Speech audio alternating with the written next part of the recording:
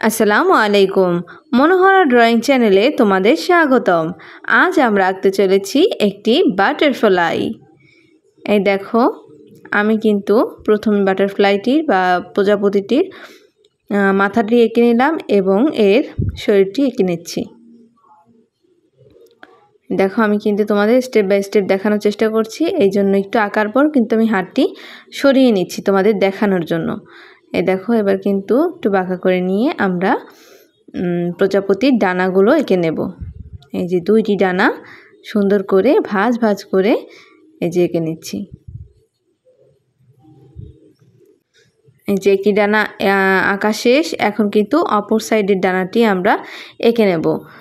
তো চিত্র অঙ্কনের জন্য এই পাশ থেকে কিন্তু আমাদের এই ডানাটির অর্ধেক অংশ দেখা যাবে, তার জন্য আমরা অর্ধেক অংশ এঁকে নিচ্ছি। এই দেখো, ভিতরের অংশে এই যে গোল করে এঁকে নিলাম। এই দেখো, এখন কিন্তু এই যে ভাঁজ ভাঁজ অংশটি থেকে ভিতরের অংশটি আমরা দাগ কেটে নিচ্ছি। এই যে প্রত্যেকটা অংশে কিন্তু আমরা মিলিত করে নিচ্ছি।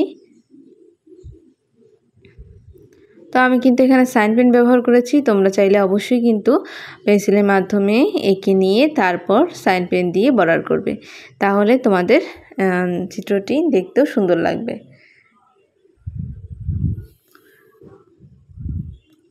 এই তো দাগ কাটা শেষ, এবার আমি প্রজাপতির মাথার অংশ এঁকে নিচ্ছি।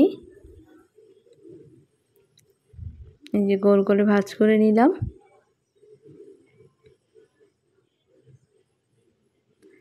যে এখন কিন্তু আমরা এটি রং করে নেব।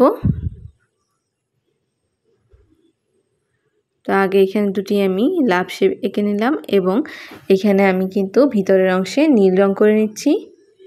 এই যে তোমাদের সুবিধার্থে কিন্তু আমি একটু ফাস্ট করে দিয়ে নিচ্ছি। এখানে এই যে নীল রং করে নিলাম। যে সকল জায়গায় আমি গোল গোল রেখেছি এই সকল জায়গায় কিন্তু আমি নীল কালার করে নিলাম। এই যে এখন বাহিরের পাতার অংশে বা ডানার অংশে কিন্তু আমি এই যে গোলাপি রং করে নিচ্ছি। তো তোমাদের কাছে প্রজাপতি অঙ্কনটি অথবা বাটারফ্লাই অঙ্কনটি কেমন লাগছে অবশ্যই কমেন্টের মাধ্যমে জানিও কিন্তু। এবং আমার চ্যানেলটিকে এখনও যারা সাবস্ক্রাইব করনি তারা অবশ্যই আমার চ্যানেলটিকে সাবস্ক্রাইব করে এসো। পাশে থাকা বেল আইকন বাটনটি অন করতে ভুলো না যেন, যাতে আমার ভিডিও আপলোড হওয়ার সাথে সাথে তোমরা তার নোটিফিকেশন পেয়ে যাও। এই যে দেখো, আমি কিন্তু এই লাভ শেপগুলোতেও কিন্তু নীল রং এবং গোলাপি রং করে নিচ্ছি।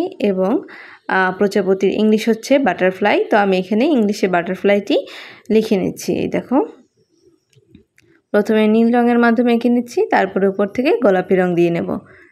এই যে দেখো, সাইড থেকে বর্ডার রেখে নিচ্ছি। তো এই তো আমার শেষ হলো প্রজাপতি অঙ্কন। আল্লাহ হাফেজ।